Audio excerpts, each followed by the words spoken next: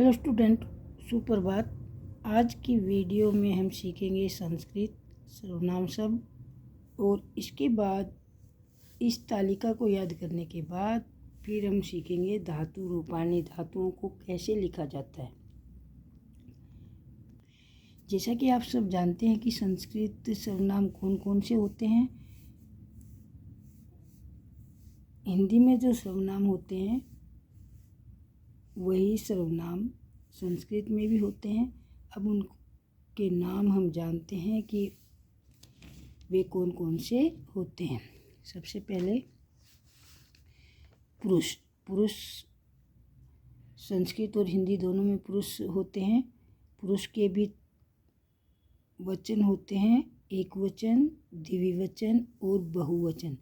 संस्कृत भाषा में बेटा 3 वचन होते हैं, हिंदी भाषा और इंग्लिश लैंग्वेज में 2 वचन होते हैं, परंतु संस्कृत में 3 वचन होते हैं। 3 वचन यानी कि 1 के लिए एक वचन, 2 के लिए द्विवचन और 2 से ज़्यादा के लिए बहुवचन शब्द का प्रयोग किया जाता है। प्रथम पुरुष। प्रथम पुरुष के सर्वनाम कौन कौन से होते हैं? स, सा, तत्। स, सा, तत्। स मैंने वह पुल्लिंग, सा मैंने वह स्त्रीलिंग और तत् का मतलब होता है वह नपुंसकलिंग वस्तु। कोई भी बेजान वस्तु के लिए तत् का प्रयोग किया जाता है। द्विवचन के सर्वनाम होते हैं हमारे तऊ, ते। तऊ का मीनिंग होता है तऊ मैंने वे दो पुल्लिंग और ते का मीनिंग होता है वे दो स्त्रीलिंग और वे दो पुल्लिंग। यानी कि द्विवचन में ते सब स्त्रीलिंग और नपुंसकलिंग दोनों के लिए प्रयोग किया जाता है। अब आ गया हमारा बहुवचन। बहुवचन में है ते, ताहा, तानी। ते मैंने वे सब पुल्लिंग, ता का मीनिंग होता है ता का अर्थ होता है वे सब स्त्रीलिंग और तानी का मीनिंग होता है वे सब नपुंसकलिंग। ये थे हमारे प्रथम पुरुष के सर्वनाम। अब हम देखते हैं मध्यम पुरुष। मध्यम पुरुष के सर्वनाम पढ़ेंगे त्वम, युवाम, यूयम। त्वम मैंने तुम, युवाम मैंने तुम दो और यूयम मैंने तुम सब। मध्यम पुरुष में पुल्लिंग, स्त्रीलिंग, नपुंसकलिंग कुछ नहीं होता, केवल एक ही शब्द का प्रयोग किया जाता है पुल्लिंग और स्त्रीलिंग के लिए और वो होता है हमारा त्वम, युवाम, यूयम। तीसरा है हमारा पुरुष उत्तम पुरुष। उत्तम पुरुष होता है अहम, आवाम, वयम। अहम का अर्थ होता है मैं, आवाम का अर्थ होता है हम दो और वयम का अर्थ होता है हम सब। तो इस तालिका में बेटा हमने सीखा कि केवल प्रथम पुरुष में पुल्लिंग, स्त्रीलिंग और नपुंसकलिंग के लिए अलग अलग शब्द प्रयोग किए जाते हैं और मध्यम पुरुष और उत्तम पुरुष में सबके लिए एक जैसे शब्द प्रयोग किए जाते हैं। ऐसा क्यों? ऐसा इसलिए क्योंकि जब हम बोलते हैं चाहे वो लड़की है चाहे वो लड़का है तो हम उनके लिए एक ही शब्द प्रयोग करेंगे। अगर आप हिंदी में भी बोलेंगे चाहे लड़का चाहे लड़की तो बोलेंगे तुम क्या कर रही हो, चाहे लड़की है चाहे लड़का है।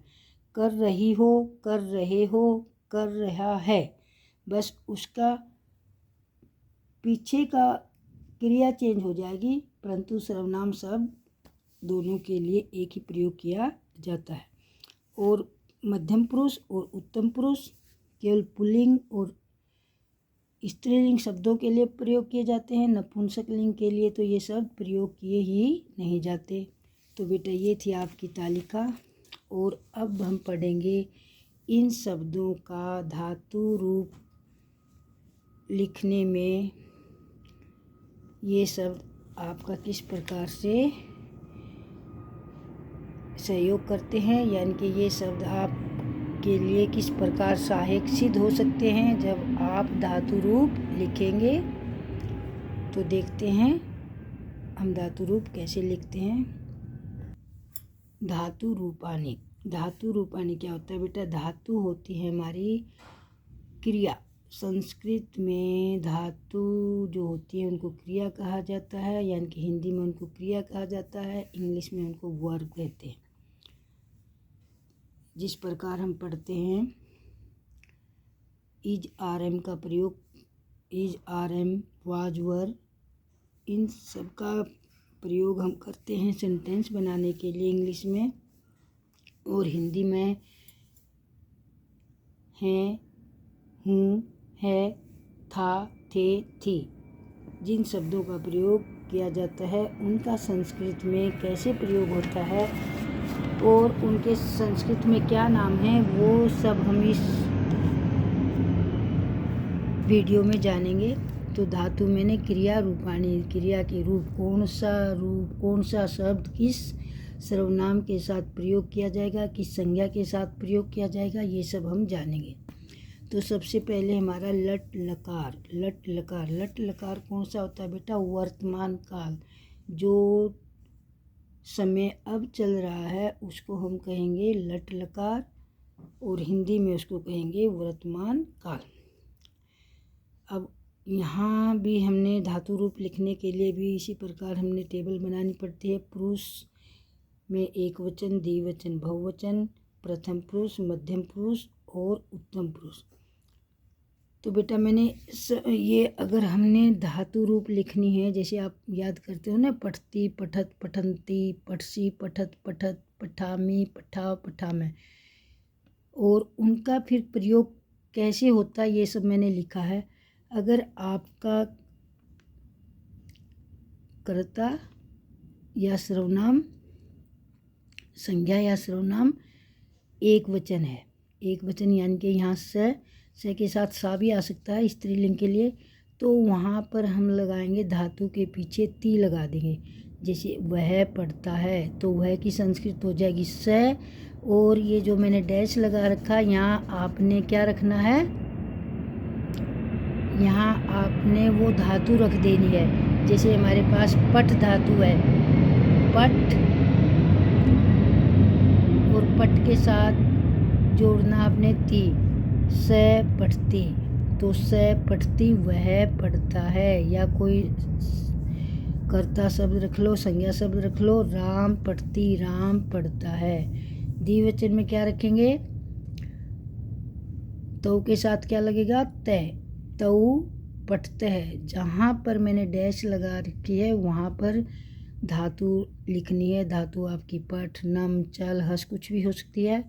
और बहुवचन के साथ आएगा बेटा आपका ते पठंती, यानी कि जहाँ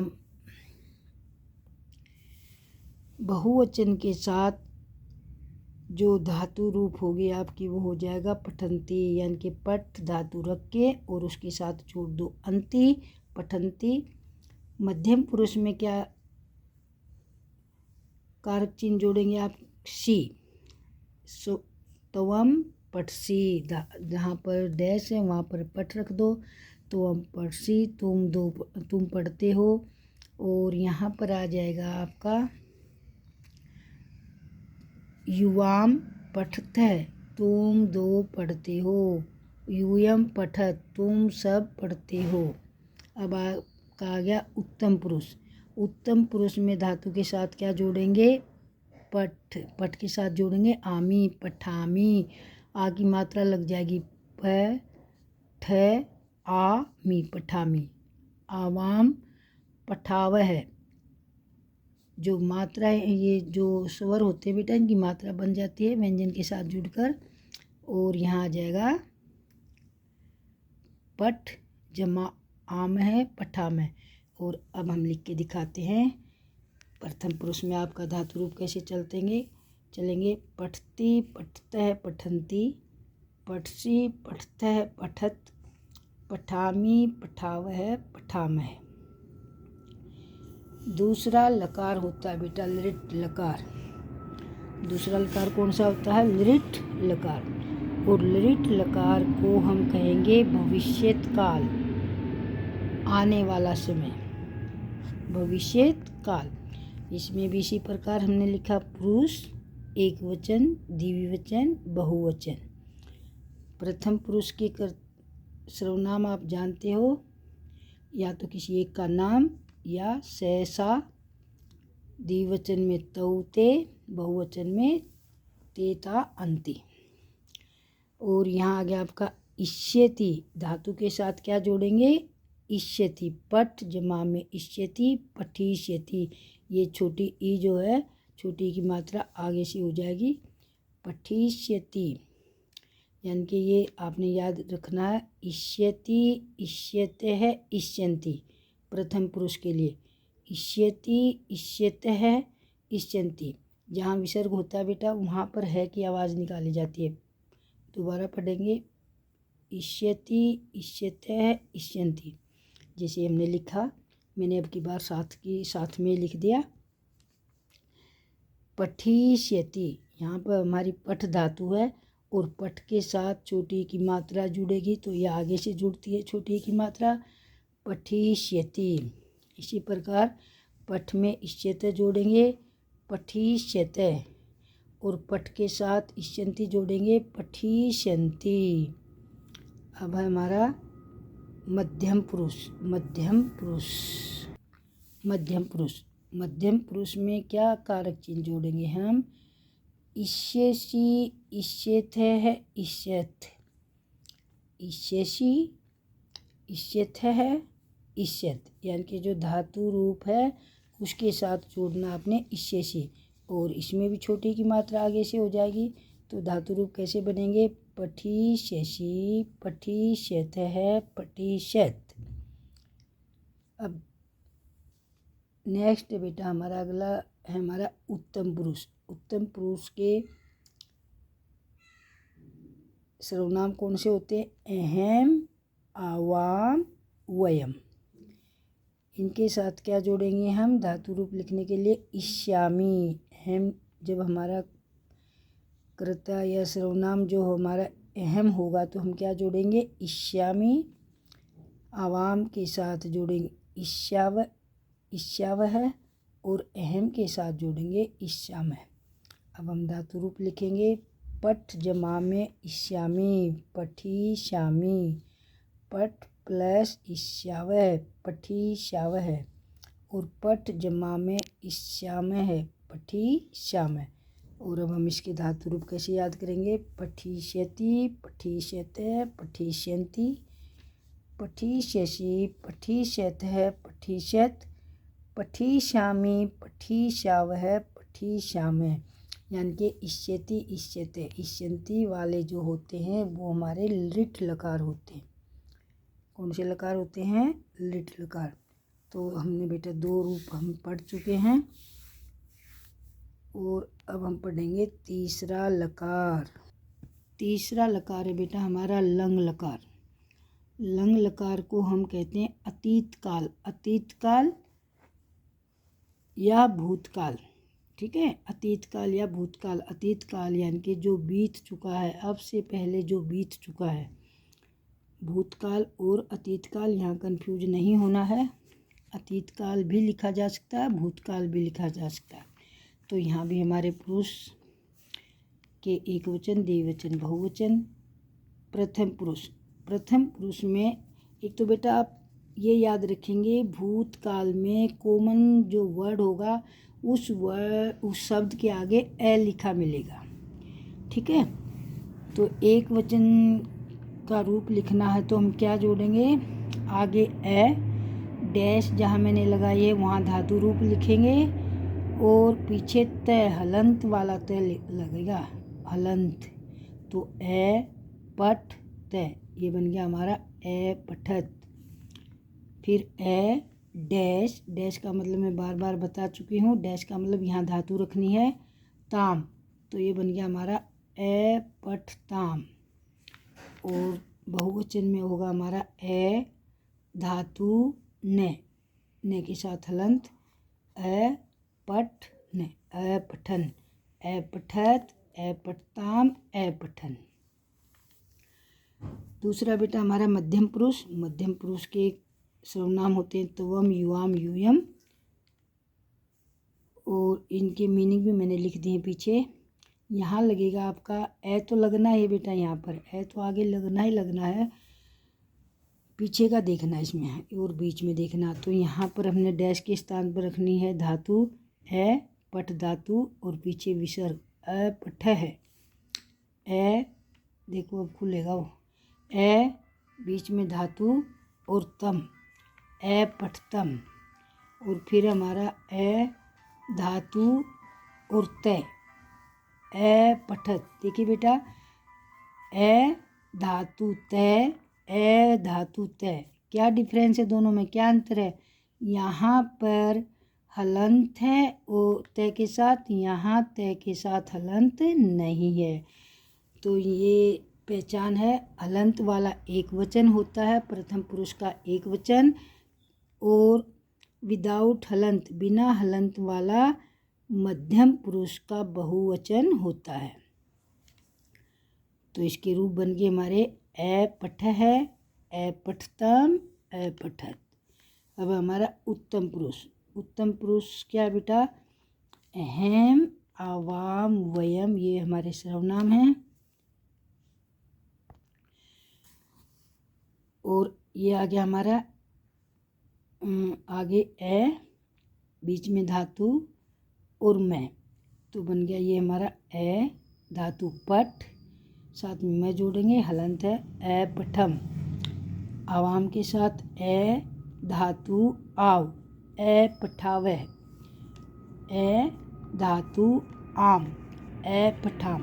तो बेटा यहाँ पर एक और बात ध्यान रखेंगे, लंग लकार में केवल मध्यम पुरुष के एक वचन में विसर्ग का प्रयोग हुआ है और कहीं भी विसर्ग का प्रयोग नहीं है। तो बेटा भूतकाल का यानी कि लंग लकार का धातु रूप याद करने के लिए एक कॉमन सा रूल है कि आगे ए लगा मिलेगा आपको, ठीक है, और बाकी याद कर लेना, ए तय, ए ताम, ए ने, ए विसर्ग, ए तम, ए तय, ए में, ए आव, ए आम। एक दो बार पढ़ोगे तो याद हो जाएगा।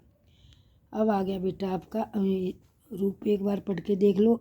ए पठत, ए पठताम, ए पठन, ए पठ है, ए पठतम, ए पठत, ए पठम, ए पठाव, ए पठाम। अब पठ की जगह कोई और धातु रख के देखते हम, चल धातु रख लेते हैं। जहाँ पठ है हम वहाँ क्या रख लें? चल। ए चलत, ए चलताम, ए चलन, ए चल है, ए पट, ए चलतम, ए चलत, ए चलम, ए चलाव, ए चलाम। और कोई रख सकते हो, हस रख सकते हो, ए हसत, ए हस्ताम, ए हसन, ए हस है, ए हस्तम, ए हसत, ए हसम, ए हसाव, ए हसाम। तो एक रूल आप याद कर लो, फिर कितनी भी धातु रूप आप बना सकते हो। अब बेटा अगला लकार है हमारा लोट लकार। लोट लकार इम्पेरेटिव सेंटेंस जो आपके होते हैं, लोट लकार कहाँ प्रयोग होता है? इम्पेरेटिव सेंटेंस में, इंग्लिश में जो इम्पेरेटिव सेंटेंस होते हैं जहाँ पर आज्ञा या आदेश, आज्ञा और आदेश हो, वहाँ पर हम लोट लकार का प्रयोग करते हैं। और लोट लकार में हमारे पुरुष हैं, तो लोट लकार का मीनिंग होता है बेटा अनुआज्ञा, आज्ञा या आदेश, पुरुष एक वचन, द्विवचन, बहुवचन, और ये हमारे स, तौ, ते या सा भी लिख लेना, स्त्रीलिंग, से, सा, तौ, ते तत्, तानी, ठीक है, ते तत् तानी, ठीक है, नहीं से ता तानी। तो यहाँ हम लगाएंगे डैश, जहाँ वहाँ हम क्या रखेंगे? धातु। तो पठ धातु रखी, पठ तू, क्या बन गया? पठ तू। यहाँ धातु रखो, पठ ताम, पठताम। और यहाँ धातु रखिए पठ जमा में अंतु, पठंतु, पठतु, पठताम, पठंतु। ये हो गया आपका पठतु, पठताम, पठंतु। या कोई और धातु रख लो, नमतु, नमताम, नमंतु, हस्तु, हस्ताम, हसंतु, चलतु, चलताम, चलंतु, गच्छतु, गच्छताम, गच्छन्तु। कोई भी धातु रूप यहाँ पर रख लीजिए। प्रैक्टिस करने के लिए 5-7 धातु लिखेंगे तो अपने आप अभ्यास हो जाता है।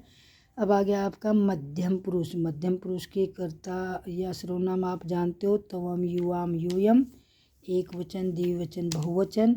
और मध्यम पुरुष में क्या लगेगा, यहाँ पर खाली धातु आएगी बेटा। मध्यम पुरुष के एक वचन में डैश का मीनिंग आप जानते हो ना, धातु रखनी है।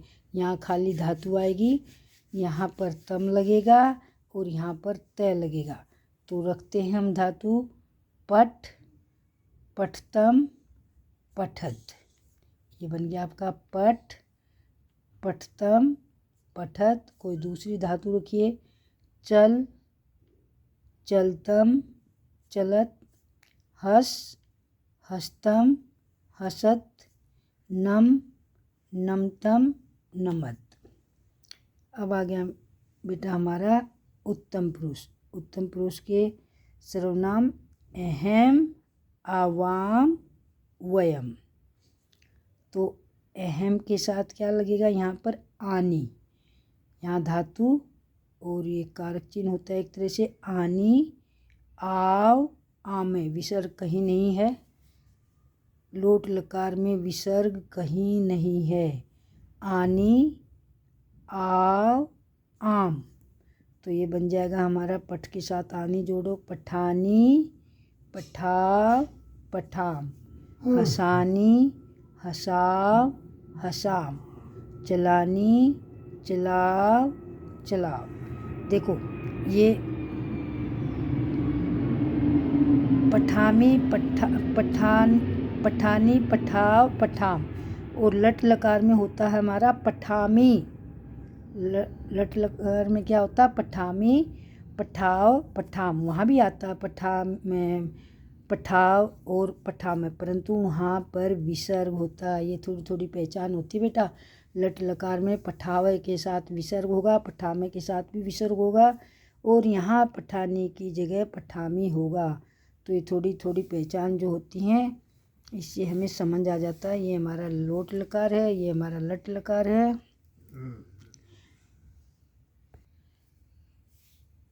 लास्ट है हमारा